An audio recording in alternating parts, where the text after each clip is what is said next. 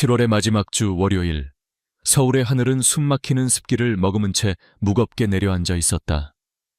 구로 디지털 단지의 수많은 빌딩 숲 사이 푸른 기획이라는 작은 간판을 내건 사무실 안의 공기는 바깥보다 더 답답하고 무거웠다.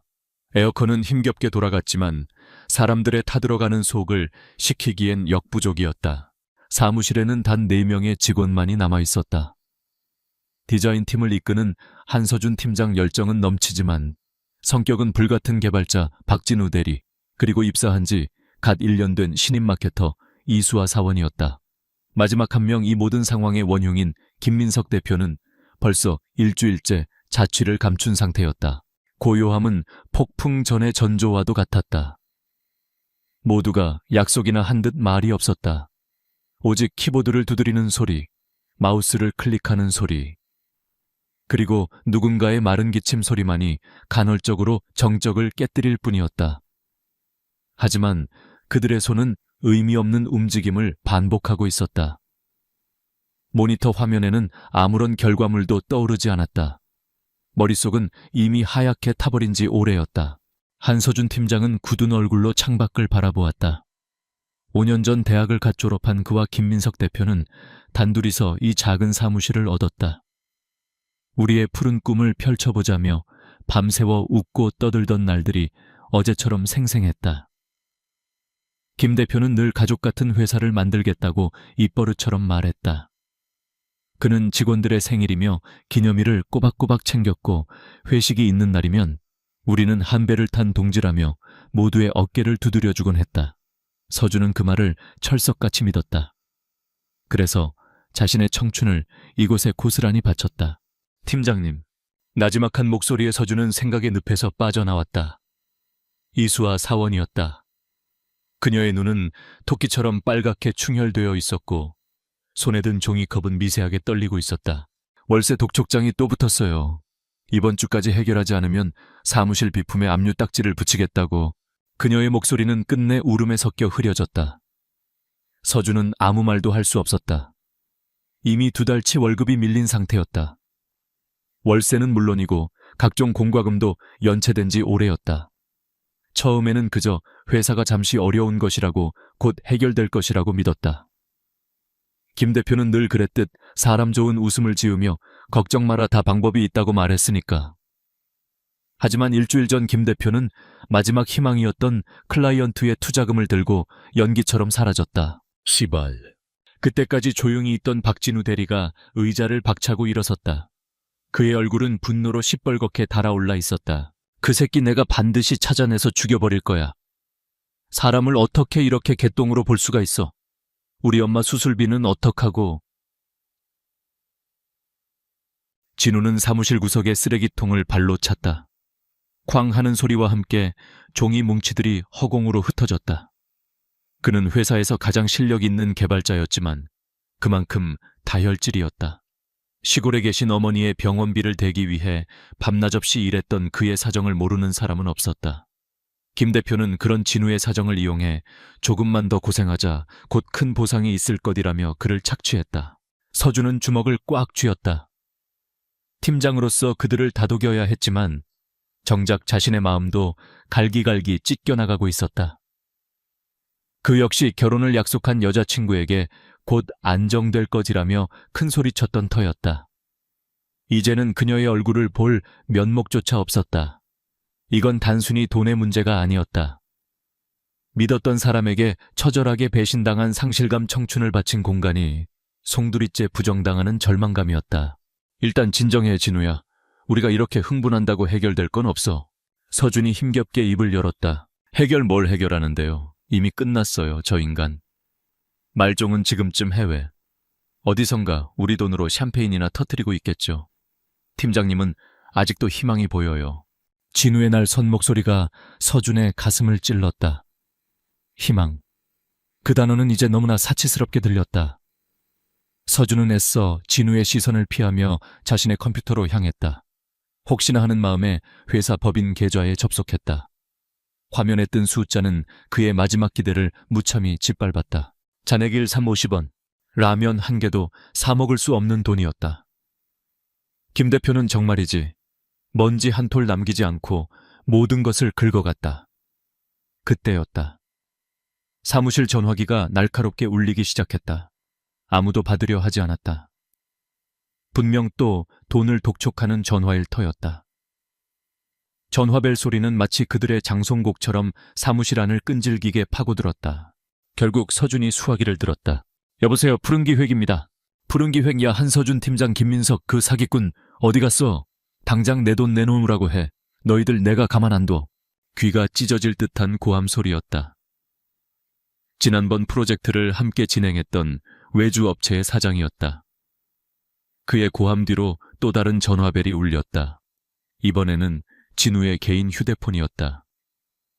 화면에 뜬 어머니라는 글자를 본 진우의 얼굴이 하얗게 질렸다. 그는 차마 전화를 받지 못하고 거절 버튼을 눌렀다. 사무실은 순식간에 아수라장이 되었다. 빗발치는 독촉 전화, 서로를 향한 원망과 절망의 목소리, 이수와의 멈추지 않는 흐느낌. 서준은 눈을 감았다. 모든 것이 끝이라고 생각했다. 푸른 꿈이라 이름 붙였던 그들의 희망은 이제 검은 절망으로 타들어가 재만 남았다. 그때 육중한 철문이 삐걱거리며 열리는 소리가 들렸다. 모두의 시선이 문 쪽으로 향했다. 그곳에는 작업복 차림의 한 중년 남자가 서 있었다. 그는 이 건물의 시설을 관리하는 사람이었다. 이름은 모르지만 늘 묵묵히 전구를 갈고 막힌 병이를 뚫어주던, 그래서 다들 관리 아저씨라고 부르는 사람이었다. 그의 손에는 서준과 수아가 아침에 봤던 것과 똑같은 붉은색 글씨의 월세 독촉장이 들려 있었다. 그는 독촉장을 한번 그리고 사무실 안의 처참한 광경을 한번 번갈아 보았다. 그의 표정에는 아무런 변화도 없었다.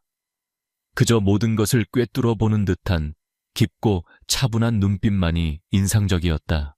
시끄럽군. 남자의 낮은 목소리가 혼란스러운 사무실의 모든 소음을 단번에 잠재웠다. 모두가 그를 쳐다보았다. 지금 이 상황에 나타난 그가 원망스럽기도 하고 한편으로는 무슨 말을 할지 궁금하기도 했다. 아저씨 보시다시피 저희 지금 경황이 없습니다. 월세는 어떻게든 마련해 보겠습니다. 조금만 시간을. 서준이 대표로 나서서 힘겹게 말했다. 하지만 남자는 그의 말을 가로막았다. 김민석 대표는 어디 갔나? 그건 저희도 모릅니다. 연락이 두절된 지 일주일째입니다. 그럼 이 회사는 이제 어떻게 되는 거지? 공중분해되나? 남자의 질문은 건조했지만 날카로웠다.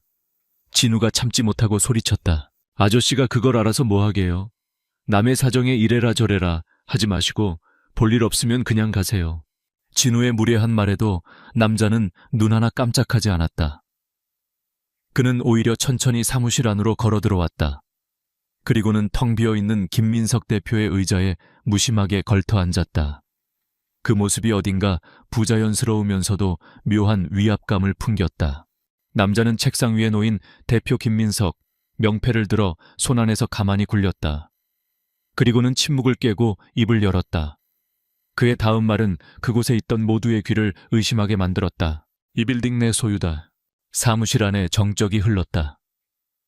서준도 진우도 수아도 그 누구도 남자의 말을 이해하지 못했다. 늘 기름때 묻은 작업복을 입고 다니던 관리 아저씨가 이 빌딩의 주인이라고 말도 안 되는 농담이었다. 남자는 그들의 혼란스러운 표정을 아랑곳하지 않고 말을 이었다. 그의 목소리는 이전보다 더 단호하고 힘이 실려 있었다. 그리고 오늘부터 내가 여러분의 새로운 대표다. 그는 잠시 말을 멈추고 절망에 빠진 세 사람의 얼굴을 하나하나 천천히 훑어보았다.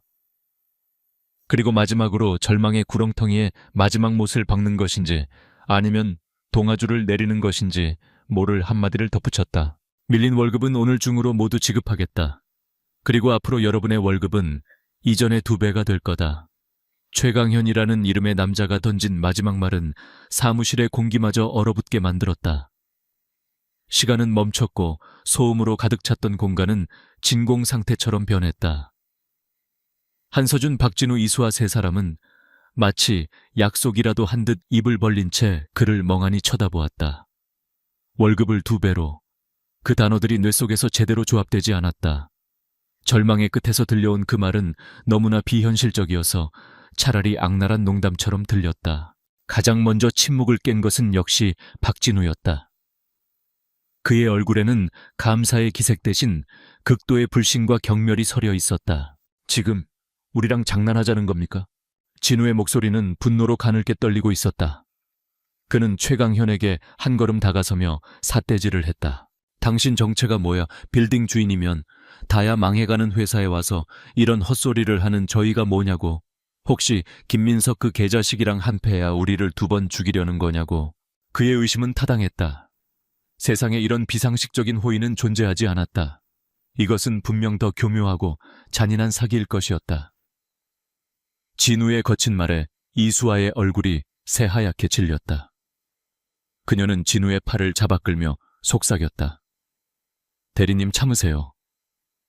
하지만 진우는 뿌리쳤다. 한서준 역시 진우와 같은 생각이었다. 다만 그는 표현 방식이 달랐을 뿐이다. 그는 차분하지만 날카로운 눈으로 최강현을 주시했다.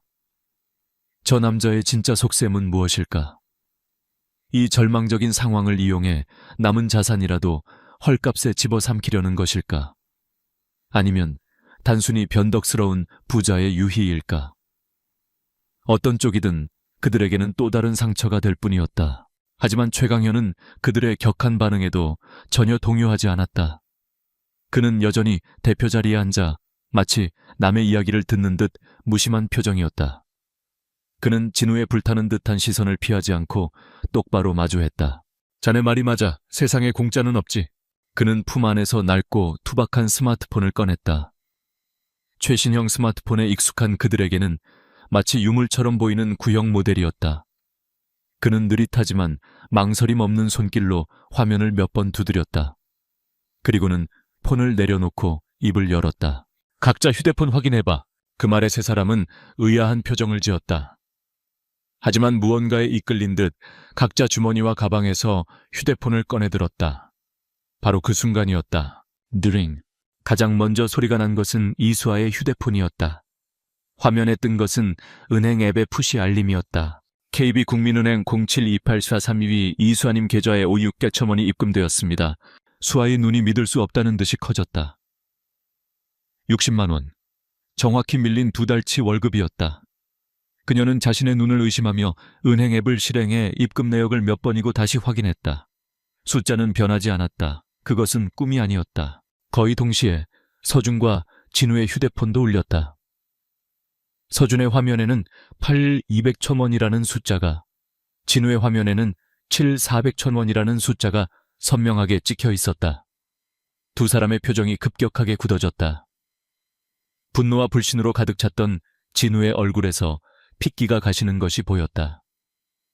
그는 자신의 휴대폰 화면과 최강현의 얼굴을 번갈아 쳐다보며 아무 말도 하지 못했다. 이제 좀 믿음이 가나? 최강현이 나지막이 물었다. 그의 목소리에는 비웃음도 자비심도 없었다. 오직 사실을 확인시켜줄 뿐이었다. 서준은 간신히 정신을 차리고 입을 열었다. 그의 목소리는 여전히 잠겨 있었다. 어째서입니까? 왜 저희에게 이런... 오해하지 말게. 이건 자선이 아니야. 투자지.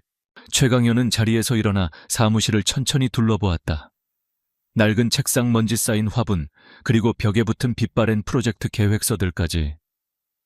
그의 시선이 닿는 곳마다 마치 가치를 감정하는 감정사의 눈빛처럼 날카로웠다. 나는 사업가야. 내 건물에 있는 사무실이 텅 비어 흉물이 되는 건 손실이지. 월세가 밀리고 보증금이 까이는 것도 손실이고. 하지만 실력 있는 인재들이 모여 제대로 돌아가는 회사가 있다면 그건 나에게 자산이 돼. 나는 너희들의 포트폴리오를 봤다. 포트폴리오를요? 김인석 대표가 월세를 내지 못할 때마다 다음 달 계약을 따내면 한 번에 내겠다며 너희가 만든 기획안과 디자인 시안들을 가져왔더군. 결과물은 꽤 인상적이었어. 실력은 있는데 그걸 제대로 활용해줄 리더가 없었을 뿐이지. 그의 말은 서준의 허를 찔렀다. 김민석 대표가 그들의 결과물을 그런 용도로 사용했을 줄은 꿈에도 몰랐다. 수치심과 함께 묘한 감정이 피어올랐다. 누군가에게 그것도 이런 예기치 못한 방식으로 그들의 실력을 인정받았다는 사실이 아이러니했다. 나는 너희들의 실력에 투자하는 거다. 김민석이라는 부실한 리더 때문에 사장될 뻔한 가능성에 투자하는 거고. 그러니 내가 지급한 돈은 자비가 아니라 정당한 대가이자 앞으로 너희가 만들어낼 가치에 대한 선지급금이야. 그는 말을 잠시 멈추고 다시 대표 의자에 앉아 세 사람을 올려다보았다. 월급을 2배로 올려주겠다는 약속도 마찬가지다. 그건 선물이 아니야. 그만큼의 책임과 결과를 요구하겠다는 뜻이지. 이전보다 2배로 노력하고 2배의 성과를 내야 할 거다. 그리고 나에게는 절대적인 충성을 보여야 해. 어설픈 변명이나 거짓말은 통하지 않아. 오직 결과로만 증명하면 된다. 할 수 있겠나? 그의 제안은 달콤했지만 동시에 가시돋친 함정과도 같았다. 도망칠 구석을 조금도 남겨두지 않는 완벽한 제안이었다. 절망에 빠진 이들에게는 거절할 수 없는 유혹이자 동시에 벗어날 수 없는 족쇄였다. 이수아는 이미 고개를 끄덕이고 있었다. 그녀에게는 최강현의 의도 같은 건 중요하지 않았다. 당장 발등에 떨어진 불을 꺼준 구원자였고 통장에 찍힌 숫자가 그 증거였다. 그녀의 눈에는 다시 희미한 희망의 빛이 감돌았다. 박진우는 여전히 갈등하고 있었다. 통장에 꽂힌 돈은 당장 어머니의 수술 걱정을 덜어주었지만 그의 개발자로서의 자존심은 이 굴욕적인 상황을 쉽게 받아들이지 못했다. 누군가의 동정이나 변덕으로 일하는 것은 그의 방식이 아니었다. 하지만 현실은 냉혹했다. 그에게는 다른 선택지가 없었다. 그는 입술을 깨물며 고개를 숙였다. 그것은 긍정의 의미였다. 이제 남은 것은 한서준이었다. 그는 팀장이었다. 그의 결정은 자신뿐만 아니라 팀원 전체의 운명을 좌우했다. 그는 최강현의 눈을 똑바로 바라보았다. 그의 눈은 깊고 고요해서 속을 전혀 읽을 수가 없었다. 서준은 이 남자를 믿어야 할지 아니면 지금이라도 모든 것을 정리하고 떠나야 할지 판단이 서지 않았다. 김민석 대표의 사람 좋은 웃음 뒤에 숨겨진 배신을 겪은 그로서는 새로운 대표를 믿는 것이 두려웠다. 저희에게 무엇을 원하십니까? 구체적으로 저희가 무엇을 하기를 바라시는 겁니까? 서준은 신중하게 물었다. 최강현은 만족스러운 미소를 희미하게 지었다. 그는 진우의 반항이나 수아의 순종보다 서준의 신중한 질문을 기다렸다는 듯이 말했다. 좋은 질문이야. 리더는 그래야지. 당장 원하는 건 없다. 하지만 증명은 해야겠지. 너희들이 정말로 내가 투자할 만한 가치가 있는지. 그는 자리에서 일어나 문 쪽으로 걸어갔다. 그의 걸음걸이는 더 이상 건물을 관리하던 아저씨의 것이 아니었다. 수많은 풍파를 겪어낸 노련한 사업가의 걸음이었다. 문고리를 잡은 그가 뒤를 돌아보며 마지막 말을 남겼다. 오늘은 이만 퇴근하도록. 머리도 식히고 마음도 정리해야 할 테니. 내일 아침 9시 정각 여기서 첫 정식 회의를 시작한다. 단 한 사람도 늦지 마. 그 말을 끝으로 그는 문을 열고 나갔다. 쾅 하고 문이 닫히는 소리와 함께 사무실에는 다시 정적이 찾아왔다. 하지만 이전의 절망적인 침묵과는 달랐다. 세 사람 사이에는 말로 표현할 수 없는 복잡한 감정의 소용돌이가 휘몰아치고 있었다. 절망은 거쳤지만 그 자리를 채운 것은 안개가 자욱한 미지의 길이었다. 그 길의 끝에 무엇이 있을지는 아무도 알 수 없었다. 하지만 한 가지는 분명했다. 그들의 시간은 다시 흐르기 시작했다. 아주 뜻밖의 방식으로. 서준은 굳게 닫힌 문을 한참 동안 바라보다 자신의 휴대폰에 찍힌 입금 내역을 다시 한번 확인했다. 그리고는 나지막이 한숨을 내쉬었다. 폭풍은 지나갔지만 진짜 이야기는 이제부터 시작이었다. 다음 날 아침 8시 50분, 푸른 기획 사무실의 공기는 어제와는 전혀 다른 종류의 긴장감으로 가득 차 있었다. 절망과 혼돈이 휩쓸고 간 자리에는 어색하고 불안한 침묵이 내려앉았다.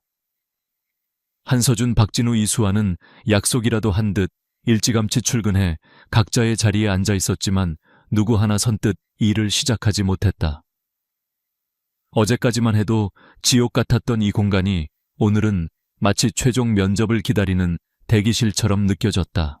세 사람은 서로 눈치를 보며 힐끔거릴 뿐이었다. 박진우는 밤새 잠을 설쳤는지 얼굴이 퀭했고 연신 손가락 관절을 꺾으며 초조함을 드러냈다. 이수아는 책상 위를 몇 번이고 닦으며 불안한 마음을 애써 진정시키려 했다. 한서준은 굳은 얼굴로 모니터만 응시했다. 그의 머릿속은 앞으로 닥쳐올 미지의 상황에 대한 온갖 시나리오로 복잡했다. 그 남자는 대체 무슨 생각일까? 우리에게 무엇을 시키려는 걸까? 정확히 9시 정각, 어제처럼 육중한 철문이 열렸다. 사무실 안의 모든 시선이 문으로 향했다. 문을 열고 들어선 사람은 어제 그 관리 아저씨가 아니었다.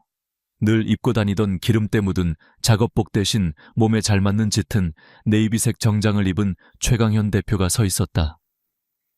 특별히 비싼 브랜드는 아니었지만 그의 다부진 체격과 어우러져 한눈에 봐도 다른 사람처럼 보였다. 그의 표정은 여전히 무심했지만 어제와는 다른 종류의 위엄과 권위가 느껴졌다. 그의 손에는 서류 가방 대신 두꺼운 폴더 하나만이 들려 있었다. 그는 사무실을 한번 세욱 둘러보더니 곧장 회의용 테이블로 걸어갔다. 그리고는 들고 있던 폴더를 테이블 위로 던졌다. 퍽! 두꺼운 폴더가 테이블에 부딪히며 둔탁한 소리를 냈다. 그 소리에 세 사람의 어깨가 움찔했다. 첫 번째 임무다. 최 대표는 군더더기 없는 목소리로 말했다. 그는 세 사람을 둘러보며 말을 이었다. 프로젝트명 별빛, 별빛 프로젝트. 그 이름을 듣는 순간 한서준과 박진우의 얼굴이 하얗게 굳었다. 이수아는 무슨 영문인지 몰라. 어리둥절한 표정을 지었지만 두 사람의 굳은 표정을 보고 무언가 잘못되었음을 직감했다. 별빛 프로젝트는 김민석 대표가 남긴 최악의 똥이었다. 클라이언트는 까다롭기로 업계에 정평이 난 중견 코스메틱 브랜드 루미너스. 그들은 신제품 라인의 브랜딩과 마케팅 전략을 푸른 기획에 맡겼었다. 하지만 김민석은 계약금만 받아 챙긴 뒤 엉터리 시한 몇 개를 던져주고는 차일피일 미루다 결국 연락을 끊어버렸다. 그 일로 푸른 기획의 평판은 업계 바닥까지 추락했고 루미너스 측은 손해배상 소송까지 준비하고 있다는 소문이 파다했다. 서준이 떨리는 목소리로 물었다. 혹시 클라이언트가 루미너스저 맞습니까? 마이다. 최 대표의 짧은 대답에 박진우가 자리에서 벌떡 일어났다. 미쳤습니까? 이건 임무가 아니라 자살 행위예요. 김민석. 그 자식 때문에 우리 회사는 루미너스 블랙리스트 1호라고요. 그런데 그 프로젝트를 다시 하라고요. 이건 우리를 시험하는 게 아니라 그냥 엿먹이려는 거잖아요. 진우의 목소리는 격앙되어 있었다. 그는 이것이 최 대표의 악의적인 시험대라고 확신했다. 처음부터 성공할 수 없는 과제를 던져주고 실패하면 그것을 빌미로 그들을 내쫓으려는 속셈이라고 생각했다. 이수아 역시 상황의 심각성을 깨닫고 얼굴이 창백해졌다. 그녀는 업계 선배들에게 루미너스가 얼마나 깐깐하고 무서운 클라이언트인지 귀에 못이 박히도록 들어왔다. 이런 상황에서 그들과 다시 일한다는 것은 상상조차 할 수 없었다. 어제 잠시 피어올랐던 희망이 차가운 절망으로 변하는 것은 순식간이었다. 한서준은 머릿속이 하얘지는 것을 느꼈다. 팀장으로서 그는 이 상황을 중재해야 했다. 하지만 진우의 분노가 수아의 절망이 100번 이해되었다. 이것은 상식적으로 불가능한 일이었다. 진우 말이 맞습니다, 대표님.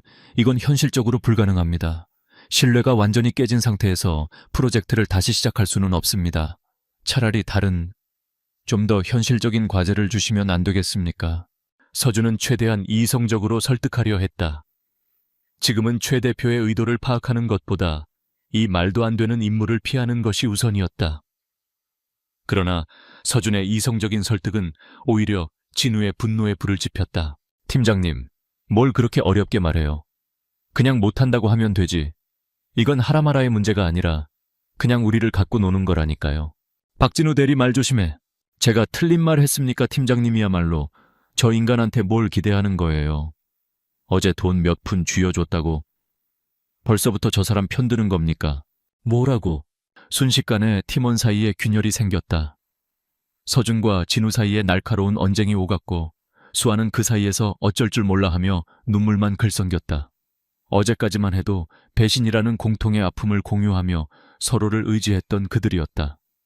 그러나 단 하루 만에 새로운 리더가 던진 불가능한 임무 앞에서 그들의 관계는 위태롭게 흔들리기 시작했다. 최강현 대표는 그들의 싸움을 말리지 않았다. 그는 팔짱을 낀 채 마치 흥미로운 실험이라도 관찰하듯 두 사람의 언쟁을 묵묵히 지켜볼 뿐이었다. 그의 무표정한 얼굴 뒤에 어떤 생각이 숨어 있는지 아무도 짐작할 수 없었다. 한참 동안의 격한 언쟁이 끝나고 사무실에 무거운 침묵이 다시 찾아왔을 때 최 대표가 비로소 입을 열었다. 나는 가능하냐고 묻지 않았다. 하라고 명령했을 뿐이다. 그의 목소리는 차갑고 단호했다. 반론의 여지를 조금도 주지 않는 절대적인 어조였다. 그는 테이블 쪽으로 다가가 그들이 보지 못했던 결정적인 정보를 던졌다. 어제 내가 루미너스 대표와 직접 통화했다. 그 말에 세 사람의 눈이 다시 그에게로 향했다. 물론 그쪽에서도 길길이 날뛰더군. 사기꾼 회사와는 상종도 하기 싫다고. 그래서 내 이름을 걸고 직접 보증했다. 만약 이번에도 결과물이 만족스럽지 않으면 루미너스가 입은 모든 손해는 물론 정신적인 피해 보상까지 2배로 내가 책임지겠다고. 최 대표의 말은 충격적이었다. 그는 단순히 일을 던진 것이 아니었다. 자신의 모든 것을 건 도박을 한 것이었다. 루미네우스 대표는 마지못해 마지막 기회를 주겠다고 하더군. 발표는 다음 주 화요일 오전 10시다. 딱 일주일 남았어. 내 얼굴에 똥칠하지 마라. 그 말은 이전의 어떤 말보다 더 무거운 압박감으로 그들을 짓눌렀다. 이제 이 프로젝트의 실패는 단순히 푸른 기획의 끝을 의미하는 것이 아니었다. 절망의 늪에서 그들을 건져준 남자의 명예까지 더럽히는 일이 되었다. 최강현 대표는 할 말을 마쳤다는 듯 회의실을 나섰다. 텅 빈 회의실에는 세 사람과 테이블 중앙에 놓인 별빛 프로젝트, 폴더만이 덩그러니 남았다. 폭탄처럼 느껴지는 그 폴더를 아무도 선뜻 만지지 못했다. 서준과 진우 사이의 냉랭한 기류가 사무실의 공기를 더욱 차갑게 만들었다. 이수아는 조용히 눈물을 훔치고 있었다. 어제의 희미한 희망은 불가능한 현실의 무게에 짓눌려 산산조각 났다. 한참의 침묵 끝에 서준이 먼저 자리에서 일어났다. 그는 테이블로 다가가 망설임 없이 폴더를 집어들었다. 그리고는 비장한 표정으로 폴더를 펼쳤다. 안에는 루미너스의 신제품 자료와 요구사항들이 빽빽하게 들어있었다. 시작하자. 서준의 낮은 목소리가 침묵을 깼다. 그의 얼굴에는 더 이상 망설임이 없었다. 어차피 선택지는 없었다. 이것이 그들이 살아남을 수 있는 유일한 길이라면 불가능이라도 가능하게 만들어야 했다. 진우는 여전히 불만 가득한 얼굴로 서준을 쳐다보았지만 더 이상 아무 말도 하지 않았다. 불가능한 임무는 그렇게 시작되었다. 그러나 이미 시작부터 삐걱거리는 팀이었다. 과연 그들은 일주일 안에 기적을 만들어낼 수 있을까? 프로젝트가 시작된 지 사흘이 지났다. 사무실은 전쟁터와 다름없었다. 책상 위에는 텅 빈 커피컵과 컵라면 용기들이 산처럼 쌓여갔고 바닥에는 구겨진 아이디어 스케치들이 발에 채였다. 세 사람은 거의 뜬 눈으로 밤을 새우며 일에 매달렸다. 하지만 시간은 속절없이 흘러갔고 결과물은 지지부진했다. 문제는 내부에서부터 터져 나왔다. 한서준이 제시한 혁신적이고 파격적인 디자인 콘셉트와 박진우가 주장하는 안정적이고 현실적인 개발 방식이 사사건건 부딪혔다. 팀장님, 이 UI는 구현 자체가 거의 불가능해요. 우리가 지금 예술하는 겁니까? 일주일 안에 결과물을 내려면 좀 더 현실적인 길로 가야죠. 진우는 모니터 앞에서 머리를 쥐어뜯으며 소리쳤다. 그의 눈은 며칠 밤을 새운 탓에 핏발이 서 있었다. 현실적인 길 박대리. 우리가 지금 처한 상황이 현실적으로 보여 평범한 결과물로는 루미너스를 절대 만족시킬 수 없어. 그들이 우리에게 마지막 기회를 준 건 뭔가 완전히 새로운 걸 기대하기 때문이라고. 이 정도 리스크는 감수해야 해. 서준 역시 날카롭게 맞받아쳤다. 리더로서의 압박감과 촉박한 시간은 그의 신경을 프레델노 날카롭게 만들었다. 둘의 언쟁이 격해질수록 이수아는 중간에서 어쩔 줄 몰라 하며 안절부절 못했다. 그녀가 내놓은 시장 분석 데이터는 둘의 싸움 속에서 아무런 힘도 발휘하지 못했다. 팀워크는 최악이었고 프로젝트는 한 발짝도 나아가지 못하고 있었다. 바로 그때였다. 최악의 타이밍에 외부에서 공격이 들어왔다. 김인석이 사기꾼 새끼 나와 당장 내 돈 갚아. 험상궂은 인상의 남자가 사무실 문을 거칠게 열고 들이닥쳤다. 잘 차려입은 양복과 달리 그의 언행은 시장 잡배와 같았다. 그는 김민석에게 돈을 빌려주고 떼인 채권자 중 한 명이었다. 남자는 사무실을 둘러보더니 가장 만만해 보이는 이수아에게 다가가 소리쳤다. 어이 아가씨, 김민석 어디 숨었어? 바지 사장 새로 안 쳤다고 들었는데 그 양반은 또 어떤 사기꾼이야. 뼈까지 발라먹으려고 작정한 거냐고. 그의 고함 소리는 복도까지 쩌렁쩌렁 울렸다. 옆 사무실의 직원들이 무슨 일인가 싶어 문틈으로 엿보기 시작했다. 순식간에 푸른 기획은 구경거리가 되었다. 소란을 듣고 나온 서준이 앞을 가로막았다. 무슨 일이신지 모르겠지만 여기서 이러시면 곤란합니다. 곤란해. 내 돈 떼먹고 날아버린 놈의 회사에 와서 내 돈 달라는 게 곤란해. 당신이 새로운 대표인가? 딱 보니 당신도 한통속이구만. 남자는 서준의 멱살이라도 잡을 듯이 달려들었다. 진우가 그를 막아섰지만 사무실은 이미 난장판이 된 후였다. 엎친 데 덮친 격으로 건물 안에서 흉흉한 소문이 돌기 시작했다. 푸른 기획 새로운 대표가 사실은 기업 사냥꾼이래. 망해가는 회사 헐값에 사들여서 마지막 단물까지 빨아먹고 버리려는 거라더라. 직원들만 또 죽어나는 거지.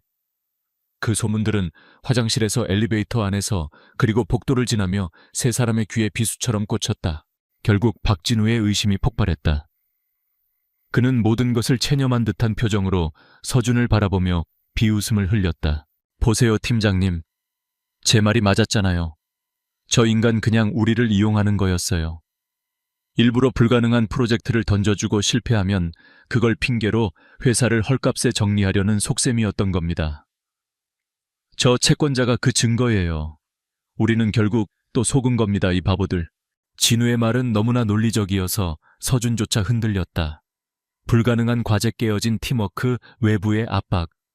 이 모든 것이 마치 잘 짜인 각본처럼 느껴졌다. 최강현이라는 남자가 보여준 호의는 결국 더 큰 절망을 위한 미끼였을까. 서준의 신념이 뿌리부터 흔들리기 시작했다. 그 순간 이수아가 울음을 터뜨렸다. 저 못하겠어요. 그냥 다 그만둘래요. 더는 못 버티겠어요. 그녀의 울음은 팀의 붕괴를 알리는 신호탄과도 같았다. 서준은 아무 말도 하지 못했고 진우는 허탈한 웃음만 지었다. 모든 것이 끝이라고 생각했다. 바로 그 순간 최강현 대표가 사무실에 나타났다. 건물 보안팀에게서 연락을 받은 모양이었다. 그는 엉망이 된 사무실과 망연자실한 표정의 직원들을 한번, 그리고 고함을 지르고 있는 채권자를 한번 쳐다보았다. 그는 직원들에게는 한마디도 하지 않았다.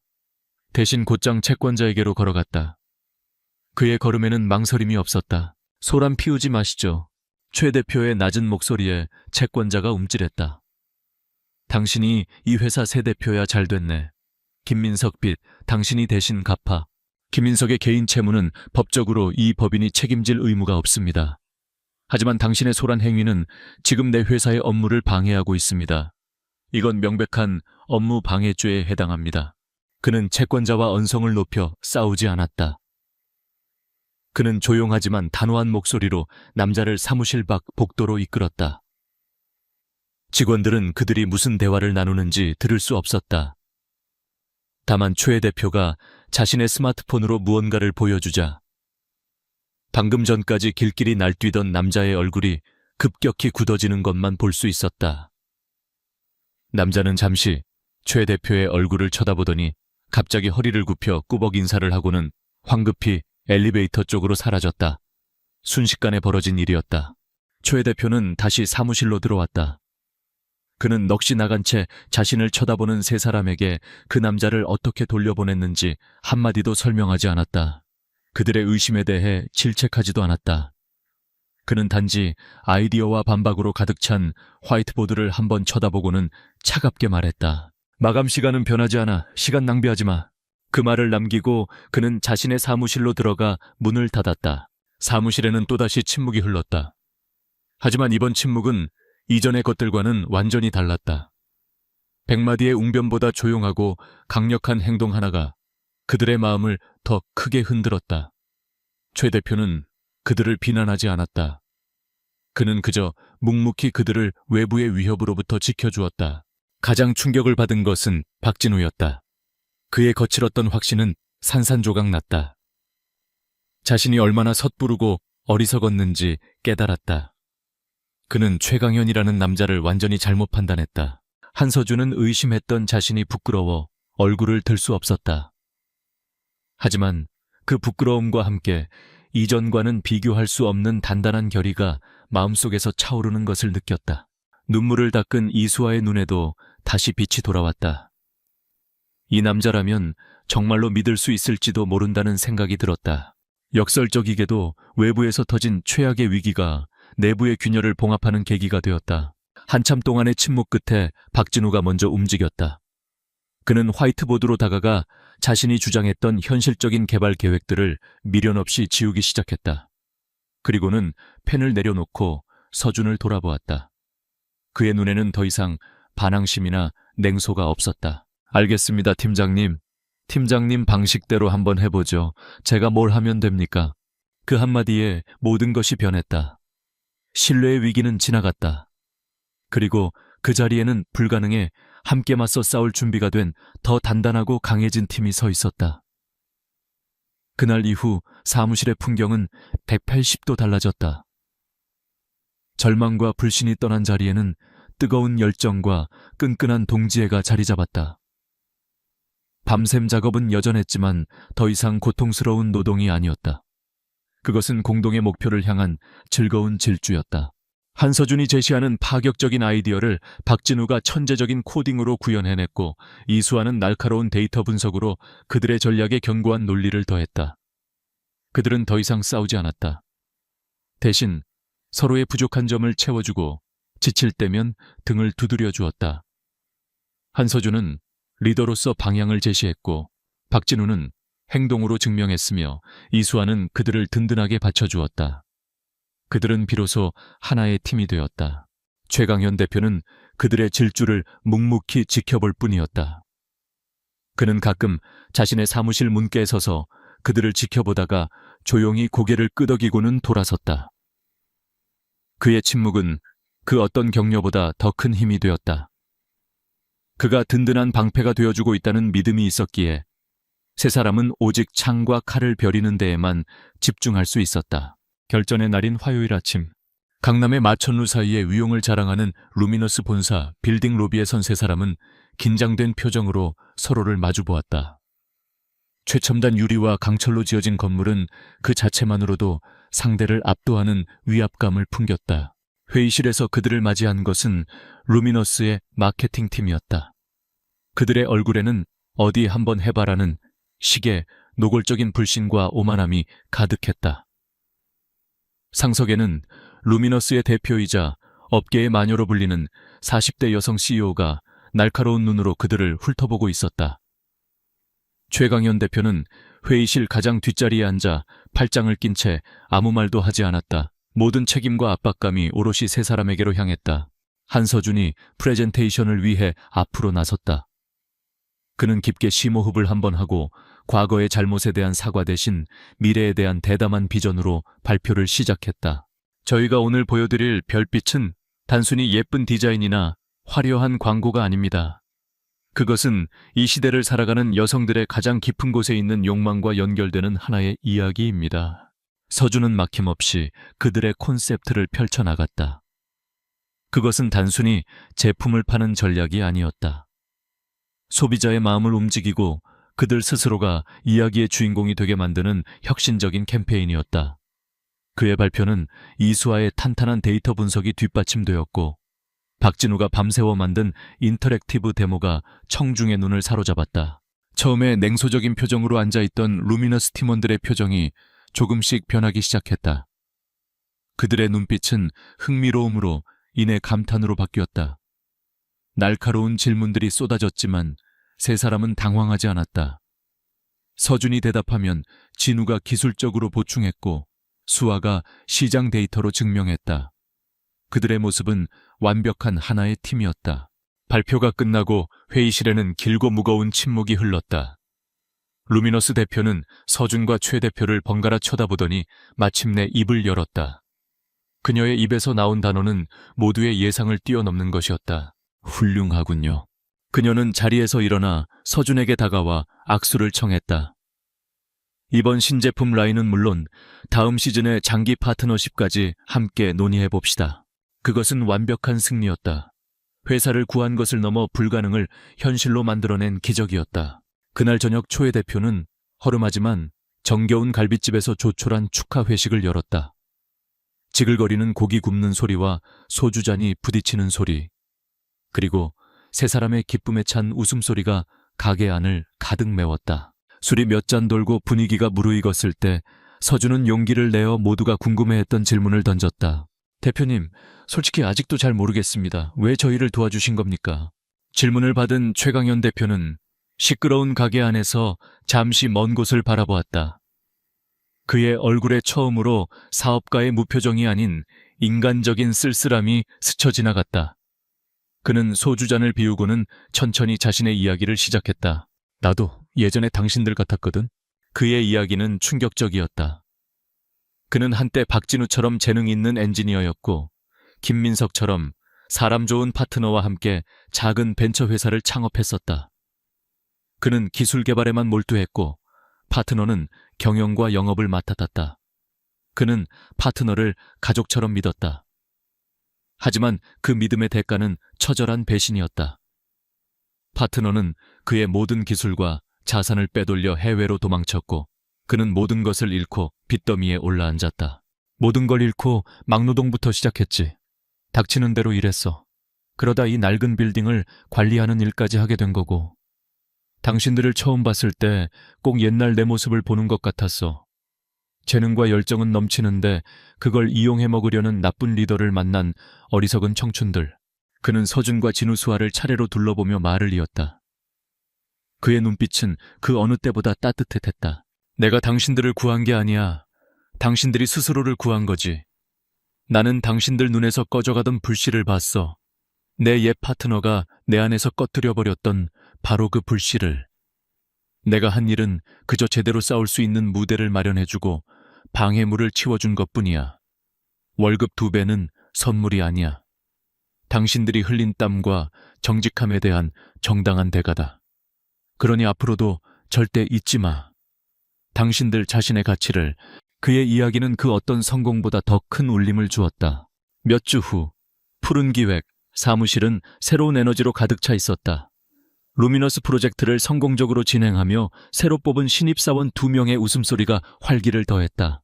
사무실 입구 낡고 빛바랬던 푸른 기획이라는 간판은 사라졌다. 그 자리에는 세 사람이 함께 디자인한 세련된 새 간판이 걸려 있었다. 새벽 기획, 한서준은 루미너스 프로젝트를 두고 웃으며 협업하는 박진우와 이수아의 모습을 흐뭇하게 바라보았다. 그리고 창밖으로 펼쳐진 서울의 하늘을 보았다. 끔찍했던 악몽은 이제 아득한 기억이 되었다. 그들은 단순히 새로운 대표를 만난 것이 아니었다. 그들은 스스로의 가치를 증명하고 새로운 시작을 스스로 만들어냈다.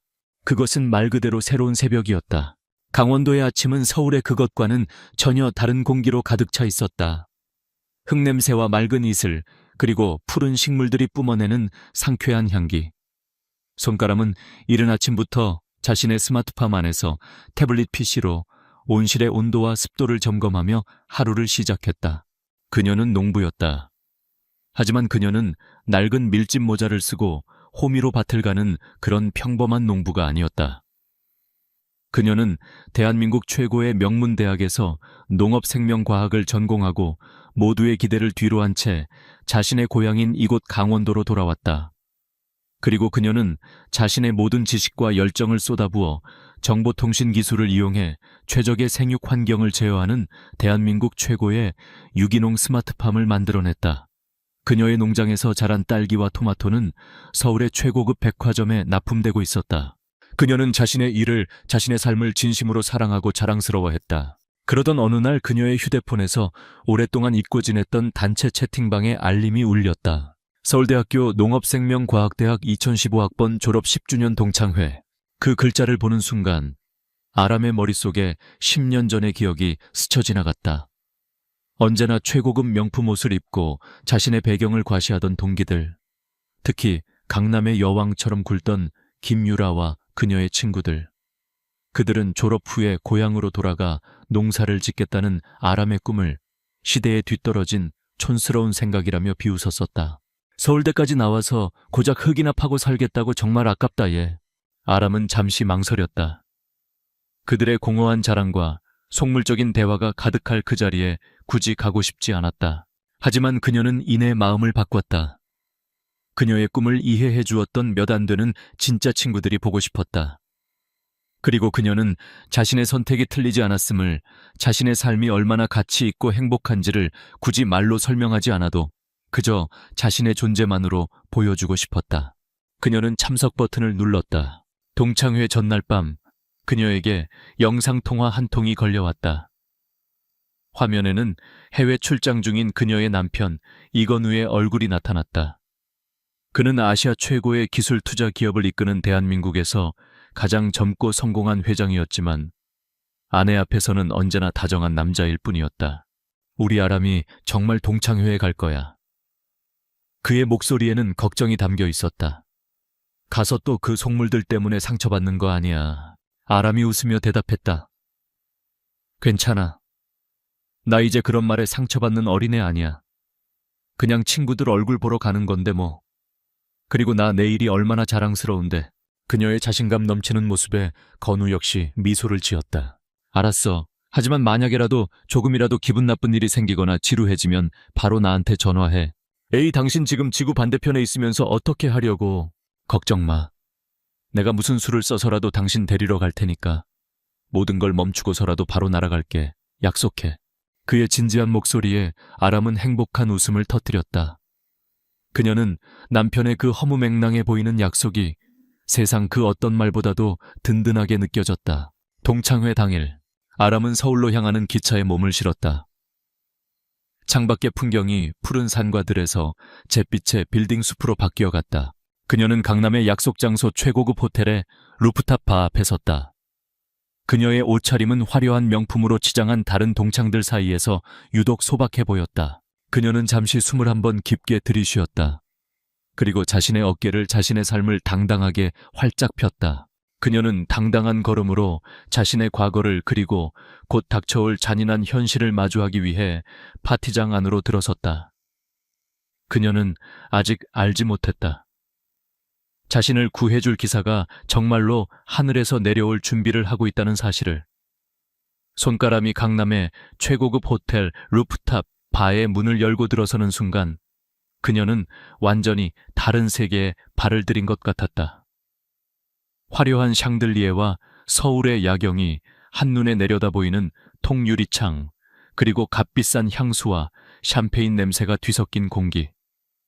그곳은 그녀가 매일 아침 마주하는 강원도의 맑은 공기와는 전혀 다른 인간의 허영과 욕망으로 가득 찬 공간이었다.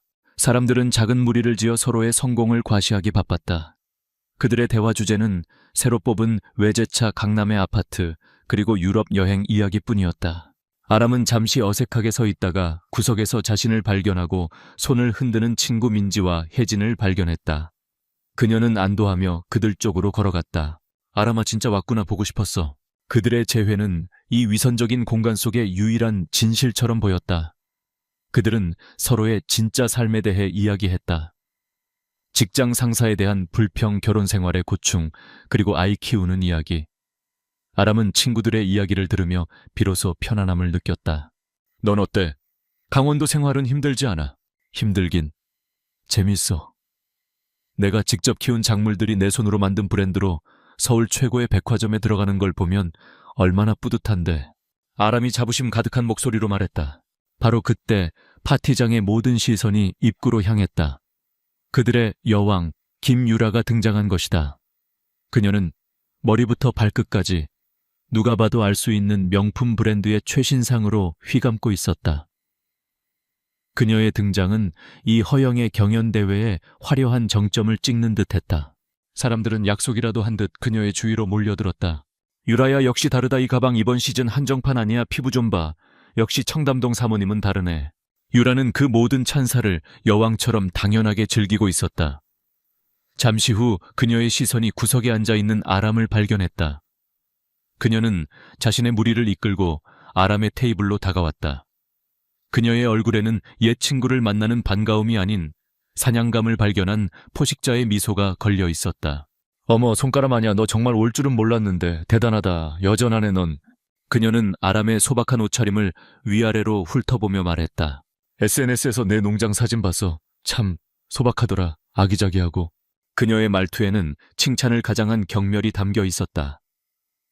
그녀의 친구들 역시 옆에서 비웃음을 흘리며 거들었다. 아람아, 거기서 혼자 지내면 심심하지 않아. 남자라도 좀 만나야지. 그 농장 돈은 좀 벌리니 그래도 우리 학과 수석 졸업생이었는데 그들은 아람의 선택을 도시에서의 경쟁에서 밀려나 시골로 도망친 패배자의 삶으로 규정하고 있었다. 그들은 그녀의 자부심을 촌스러운 고집으로 깎아내리려 했다. 아람은 화가 치밀어 올랐지만 애써 평정심을 유지했다. 그녀는 이들과 다툴 필요가 없음을 알았다. 그녀는 그저 조용한 미소로 대답했다. 나는 내일이 즐거워. 너희야말로 서울의 팍팍한 생활이 힘들지 않니? 그녀의 그 평온한 태도에 김유라의 심기가 불편해졌다. 그녀는 자신이 이 게임의 승자임을 확실하게 증명하고 싶었다. 그녀는 동정심 가득한 표정을 지으며 아람의 어깨를 두드렸다. 아람아, 내가 똑똑한 애였는데 그렇게 재능을 썩히는 걸 보니 마음이 아프다. 너무 힘들어지면 나한테 연락해. 우리 남편이 아는 사람이 많으니까 서울에 번듯한 일자리 하나쯤은 알아봐 줄 수 있을 거야. 흙 파는 일보다는 낫지 않겠니? 그녀의 말에 주변의 친구들에게서 참지 못하는 웃음소리가 터져나왔다. 그들은 이제 그녀의 꿈을, 그녀의 자부심을 완전히 짓밟아버린 것이다. 아람은 더 이상 아무 말도 하지 않았다. 그녀는 그저 자신의 두 주먹을 테이블 밑에서 꽉 쥐고 있을 뿐이었다. 김유라의 동정심을 가장한 모욕적인 말에 주변의 친구들에게서 억지로 참는 듯한 웃음소리가 터져나왔다. 손가람의 곁에 앉아있던 친구 민지와 혜진이 보다 못해 자리에서 일어났다. 야, 김유라. 말이 너무 심한 거 아니야? 아람이가 뭘 어쨌다고 그래. 하지만 유라는 눈 하나 깜짝하지 않았다. 그녀는 자신의 친구들을 한심하다는 듯이 쳐다보며 말했다. 너희야말로 뭘 모르는 소리 하지 마. 우린 지금 현실에 대해 이야기하는 거잖아. 서울에서 좋은 직장을 다니고 좋은 사람 만나서 결혼하는 거. 그게 성공 아니야. 손가람은 우리 중에 공부를 제일 잘했어. 그런데 그 재능을 가지고 고작 시골에 가서 흙이나 파고 있잖아. 이건 재능 낭비라고. 그녀는 자신의 속물적인 가치관을 현실이라는 단어로 포장하고 있었다. 그때 침묵을 지키고 있던 아람이 친구들의 팔을 잡으며 그들을 다시 자리에 앉혔다. 그리고 그녀는 자리에서 일어나 김유라를 똑바로 쳐다보았다. 그녀의 목소리는 조용했지만 그 안에는 단단한 자부심이 담겨 있었다. 유라야, 네가 말하는 흙 파는 일이 어떤 일인지 내가 제대로 설명해 줄게. 그녀는 자신의 일에 대해 이야기하기 시작했다. 그것은 변명이 아닌 사실에 대한 설명이었다. 내 농장은 너희가 생각하는 그런 낡은 농장이 아니야. 그곳은 인공지능이 온도와 습도, 그리고 영양분을 제어하고 드론이 작물의 상태를 실시간으로 분석하는 최첨단 스마트팜이야. 나는 내 태블릿 PC 하나로 수천 평 농장의 모든 것을 관리하고 있지. 그녀의 설명에 유라와 친구들의 얼굴에 당혹감이 스쳐 지나갔다. 인공지능 드론 빅데이터. 그것은 그들이 이해할 수 없는 다른 세계의 언어였다. 아람은 말을 이었다. 그리고 내가 생산하는 유기농 딸기는 너희가 그렇게 자랑스러워하는 바로 이 강남의 최고급 백화점에서 가장 비싼 가격에 팔리고 있어. 아마 너희도 자신도 모르는 사이에 내가 키운 과일을 먹어봤을지도 모르지. 나는 단순히 농산물을 파는 게 아니야. 나는 대기업의 화학 비료와 농약에 의존하지 않는 지속 가능한 농업의 미래를 만들고 있어. 너희가 매일 입고 자랑하는 그 명품들처럼 몇 년 뒤면 사라져버릴 유행이 아니라 우리 모두의 미래를 위한 진짜 가치를 만들고 있단 말이야. 그녀의 연설은 조용했지만 그 어떤 고함보다도 강력한 힘이 있었다. 유라와 그녀의 친구들은 잠시 동안 아무 말도 하지 못했다. 그들은 자신들의 지식으로는 아람의 논리를 반박할 수가 없었다. 하지만 김유라는 이 지적인 논쟁에서 패배했음을 인정하고 싶지 않았다. 그녀는 다시 가장 원초적이고 잔인한 무기를 꺼내들었다. 바로 외적인 비하였다. 그녀는 코웃음을 쳤다. 와, 연설 한번 대단하네. 네가 아무리 그렇게 떠들어봤자 달라지는 건 없어. 그녀는 아람의 소박한 옷차림과 햇볕에 그을린 건강한 피부를 노골적으로 훑어보았다. 결국 너는 싸구려 옷을 입고 헛간 같은 집으로 돌아가는 촌뜨기 농부일 뿐이야. 우리를 봐. 이게 성공이야.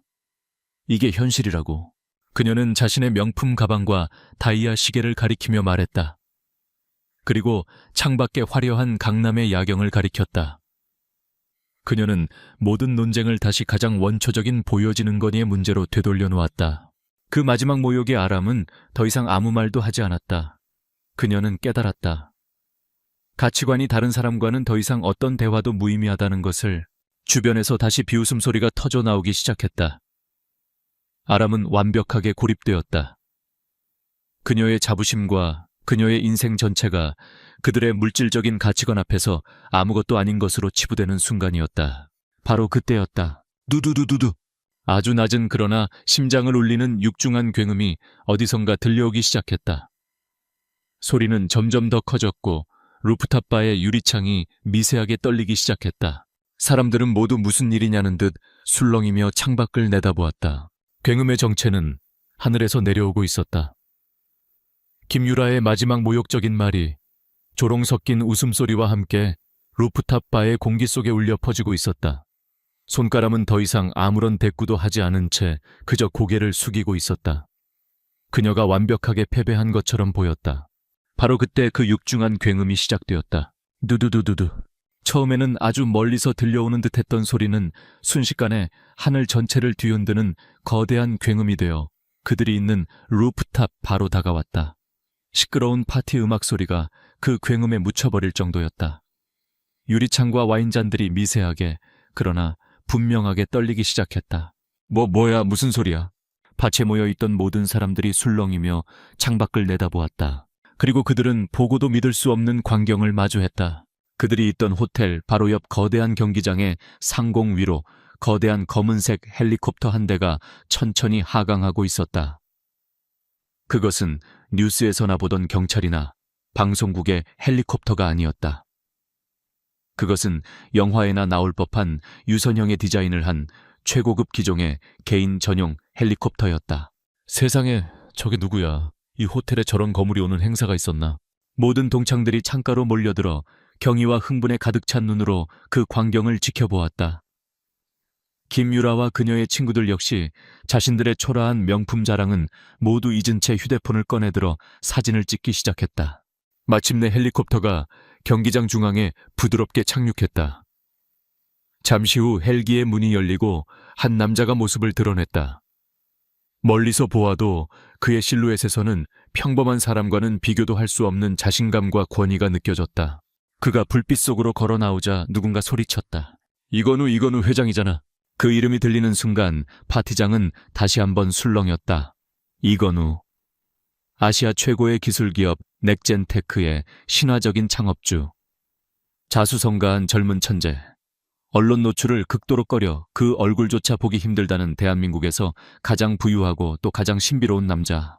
그가 왜 지금 여기에 나타난 것인가? 김유라는 심장이 터질 것처럼 뛰었다. 그녀는 어떻게든 이건우 회장과 눈이라도 한번 마주쳐 보려는 듯 필사적으로 창가에 매달렸다. 하지만 이건우 회장은 호텔 입구 쪽으로는 눈길 한번 주지 않았다.